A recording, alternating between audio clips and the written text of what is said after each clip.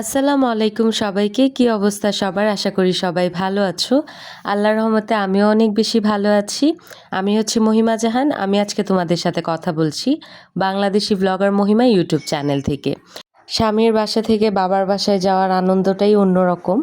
আমি যেদিন আমার বাবার বাসায় যাই সকাল থেকেই আমার মনটা অনেক বেশি খুশি খুশি লাগে। তো এটাও হচ্ছে এরকমই একটা দিন। তা আমি সকালবেলা উঠেই হচ্ছে আমার বাসার সামনে যে ছোট্ট একটা বাগানের মতো আছে সেটার কিছু ফুল দেখে নিচ্ছিলাম। এই যে দেখো কত সুন্দর সুন্দর ফুল হয়েছে।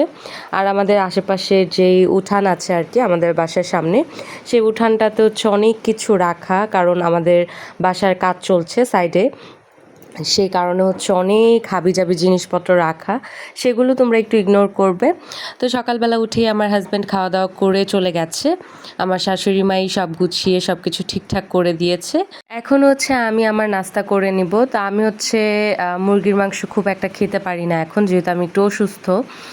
তো আমি হচ্ছে 1 পিস মুরগির মাংস নিয়েছি, সাথে হচ্ছে লেবু নিয়ে নিয়েছি সকালবেলায়। আর এখানে হচ্ছে আমার শাশুড়ি মাই রুটি বানিয়ে রেখেছিল। মাংস খাওয়ার ইচ্ছা না থাকলেও বা খেতে না পারলেও আমাকে বলা হয়েছিল জোর করে খেতে, কারণ ডাক্তার সাজেস্ট করেছিল যে আমার একটু হলেও মাংস খেতে হবে। তাই হচ্ছে আমি জোর করেই খাচ্ছিলাম। খাওয়া দাওয়া শেষ করে আমি চলে এলাম হচ্ছে আমার ছাদে। তো এই ছাদ থেকে একটা আম গাছ আছে, এই আমগুলো হচ্ছে একদম হাতে পাড়া যায়। তা আমার খুব ভালো লাগে নিজ হাতে আম পাড়া, বা নিজ হাতে কোনো কিছু কোনো ফল যদি পেড়ে খাওয়া যায় তাহলে সেটা কিন্তু খুবই ভালো লাগে। আমার কাছে এই বিষয়টা খুবই ভালো লাগে, আমি খুবই এনজয় করি। যেহেতু আমার খুব বেশি একটা গ্রামে থাকা হয়নি সত্যি কথা বলতে, আমি আমার গাজীপুরে বাসা থাকলেও আমার এমন জায়গায় বাসা ছিল, মানে আমার বাবার বাসা, ওই জায়গাটায় হচ্ছে ওইরকম গাছপালা ছিলই না, একদম মেন রাস্তার সাথে বাসা আমার। তো কখনোই হচ্ছে এরকম নিজ হাতে জিনিসপত্র পেড়ে খাওয়া এইসব আনন্দ বুঝিনি। তো এখন শ্বশুর বাসায় এসে এই গাছটা একদম যেহেতু কাছে ধরতে পারি আমি, তো আমি হচ্ছে আমার হাজব্যান্ডকে বলেছি এই গাছের আমগুলো পারবে না, এইগুলো আমি হচ্ছে আমার নিজ হাতে পারবো। তো আমি হচ্ছে এখান থেকে কিছু আম ছাড়িয়ে নিচ্ছিলাম।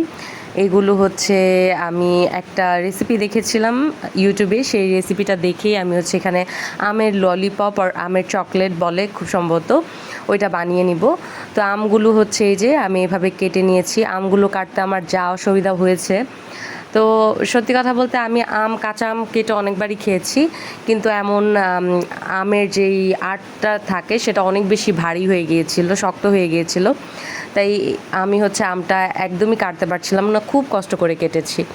তো আমি আমার হাজব্যান্ডকে বললাম যে এত তাড়াতাড়ি আমের আঁটগুলো শক্ত হয়ে গেছে। তো আমার মনে হচ্ছিল শুধুমাত্র এই গাছের আমের আঁটগুলোই মনে হয় এমন শক্ত হবে, মানে তাড়াতাড়ি শক্ত হয়ে গেছে ওইটা আর কি। তো আমি আমার হাজব্যান্ডকে বলার পর আমার হাজব্যান্ড অনেক হাসাহাসি করছিল, বলছিল যে তুমি কখনো ওইরকম আম কাটোইনি, আম যখন একটু বেশি বড় হয়ে যায় বা এই টাইমগুলোতে আমের আঁটটা একটু শক্তই হয়ে যায়, শুধুমাত্র এই গাছের না, সব গাছের আমের আঁটগুলোই হচ্ছে শক্ত হয়ে যায়। তো যাই হোক, আমি তো এই কিছু আম কেটে একদম হাঁপিয়ে গিয়েছিলাম। আর এখন যেহেতু একদমই ওরকম কাজ করতে পারি না, আমার অনেক বেশি টায়ার্ড লাগে, তো আমি হচ্ছে তাও করেছি। তো এই রেসিপিটা একদম সহজ, আমি একটু তোমাদেরকে বলে দিই। আমগুলো প্রথমে হচ্ছে কাঁচা আমগুলো এভাবে সুন্দর করে পিস পিস করে নিতে হবে, একটু মোটা করে পিস করে নিলেই হবে। তারপর হচ্ছে গরম পানিতে তোমরা হচ্ছে 2 মিনিটের মতো এই আমটা সিদ্ধ করে নিবে, তাহলেই দেখবে এরকম কালারটা চেঞ্জ হয়ে গেছে। তারপর পানিটা খুব সুন্দরভাবে ঝরিয়ে তোমরা হচ্ছে হালকা গরম থাকা অবস্থায় এটার মধ্যে হচ্ছে চিনি মিশিয়ে নিবে, এই যে আমি যেভাবে নিয়েছি। চিনিটা মিশিয়ে নিয়ে এটা হচ্ছে তোমরা 5-6 ঘন্টার জন্য, বা অনেকে হচ্ছে 2-3 ঘন্টার জন্য ঢেকে রেখে দেয়, বাট আমি হচ্ছে 4-5 ঘন্টার জন্য রেখেছিলাম, যাতে হচ্ছে আমার এই আমের ললিপপটা বা আমের লজেন্সটা একটু মিষ্টি হয়। তো সেই কারণে আমি হচ্ছে এটা রেখে দিয়েছিলাম। 4-5 ঘন্টা পরে এই আমগুলোকে আবার হচ্ছে চিনির শিরা থেকে উঠিয়ে রোদে শুকাতে হবে 1 দিন বা 2 দিন, তাহলেই হচ্ছে এইরকম চকলেটের শেপ হয়ে যাবে, বা এগুলো খুবই একটু চুই টাইপের হয়। তো আমি তো অনেকগুলোই বানিয়েছি তোমরা দেখতে পেরেছো, কিন্তু আমার হাজব্যান্ডের এত বেশি পছন্দ হয়েছে। তা আমি যখন হচ্ছে ছাদে শুকানোর জন্য দিয়েছি, ওইখান থেকে সে এনে এনে খেয়ে ফেলছিল, তারপর আমিও খাচ্ছিলাম। তো আমি শেষে বললাম এই 2-4টা আমাকে প্লিজ একটু দেখাতে দাও ব্লগে, দয়া করে এখান থেকে নিও না। তারপরে ওইখান থেকে কিছু নিয়ে গেছে। যাই হোক, তো এই পর্যায়ে আসার পরে তোমরা কিন্তু অবশ্যই এটার মধ্যে একটু চিনি গুঁড়া করে তারপর হচ্ছে উপরে দিতে পারো, তাহলে আরেকটু টেস্টটা ভালো হয়। তারপর হচ্ছে আমি একটু নামাজ পড়ে নিচ্ছিলাম। অনেকের কাছে এটা একটু খারাপ লাগতে পারে। অনেকে বলতে পারে যে নামাজ আবার ব্লগের মধ্যে দেখানোর কি আছে? তাদের জন্য আমি একটু বলি, মানুষ হচ্ছে অনুকরণ প্রিয় প্রাণী। তো আমি যখন হচ্ছে আমার কাজ করতে একদমই ইচ্ছে করে না, সংসারের কোনো কাজই করতে ভালো লাগে না, তখন হচ্ছে আমি অন্য আপুদের ব্লগ দেখি যারা কাজ করছে। তো এগুলো দেখার পর আমারও ইচ্ছে করে যে আমি একটু কাজ করি। তা আমার মনে হলো যে আমি নামাজের এই অংশটুকু শেয়ার করি। এমন অনেকেই থাকবে যারা হয়তোবা এই ব্লগটা দেখবে। দেখার পরে তাদের কোনো না কোনোভাবে মাথায় আসতে পারে যে হ্যাঁ, আমারও নামাজ পড়া দরকার। তো এই কারণে আমি তোমাদের সাথে এইটুকু অ্যাড করেছি। তারপরে হচ্ছে আমি হসপিটালে গিয়েছিলাম ওইদিনই। আমার একটু দরকার ছিল। হসপিটালে যাওয়ার পরে বাসায় এসে আমি আর আমার বাবার বাসায় যেতে পারিনি। পরের দিন সকালবেলা আমি আমার বাবার বাসায় যাই। সত্যি কথা বলতে বাবার বাসায় যেয়ে ওইরকম ব্লগ একদমই করা হয়নি। বুঝোই তোমরা যে বাবার বাসায় গেলে মেয়েরা একদম রানী হয়ে যায়। তো ওরা হচ্ছে ওইরকম কোনো কিছুই করে না। মানে খুবই আলসামোর ভিতর দিয়ে আমার টাইম কাটছিল। তারপরে ২-৩ দিন পরে আমি চিন্তা করলাম যে একটু আড়ংয়ে ঢুঁ মেরে আসি। আড়ংয়ে একটু যাবো, আমার দরকার ছিল। তো আমি হচ্ছে আমার কাকির বাসায় চলে যাই। তো কাকির বাসায় যাওয়ার পরে হচ্ছে এই যে কাকির বাসার পাশে অনেক সুন্দর ফ্লাওয়ার ছিল, সেগুলোই তোমাদের জন্য একটু ক্যাপচার করছিলাম। তো আমরা হচ্ছে এই যে রাতে বের হয়ে যাই। তো আমরা চিন্তা করছিলাম রাতেই আড়ংয়ে যাব, কিন্তু রাতে যেহেতু গাড়ি ছিল না বাসায়, তো সেই কারণে হচ্ছে আমরা রিক্সা দিয়ে বের হই। চিন্তা করলাম যে আশেপাশ থেকে ফুচকা খেয়ে তারপর আবার চলে আসবো, সকালের দিকে আবার আড়ংয়ে যাব।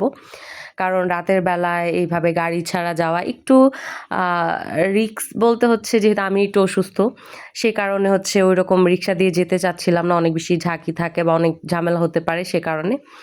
তো এই যে এই জায়গাটা আমার খুব বেশি পছন্দের। আগে অনেক এখানে ফুচকা খেতাম যখন হচ্ছে আমি মাইলস্টোন কলেজে পড়াশোনা করতাম। তো এখানে অনেক স্মৃতি আছে। যাই হোক, এখানে বসে আমরা সবাই খাচ্ছিলাম। আমার আম্মু ছিল, আমার কাকি ছিল, আমার ছোট্ট একটা ভাই ছিল। তো এখানে হচ্ছে ফুচকা খেয়ে নিচ্ছিলাম। কিন্তু সত্যি কথা বলতে ঐরকম মজা ছিল না। জানি না আমি কোনো ভুল দোকানে বসেছি নাকি, বাট আমার হচ্ছে ওইরকম মজা লাগেনি ফুচকা। তাও খেয়ে নিচ্ছিলাম। তারপরে সকালবেলা উঠে হচ্ছে আমরা আড়ংয়ে চলে গেলাম। আমার টুকটাক জিনিস কেনার ছিল। বাট আড়ংয়ে গেলেই হচ্ছে আমার আড়ংয়ের ব্যাগগুলা এত বেশি পছন্দ হয়ে যায়।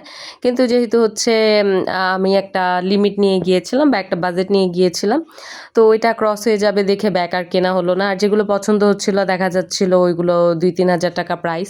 তো আমার হচ্ছে বাজেট একদম ক্রস হয়ে যাচ্ছিল, সে কারণে হচ্ছে আর কিছুই নেইনি। তো এটাই ছিল আজকে আমার ছোট্ট একটা ব্লগ। আশা করি তোমাদের কাছে এই ভিডিওটা ভালো লেগেছে। ভালো লাগলে আমার চ্যানেলটা সাবস্ক্রাইব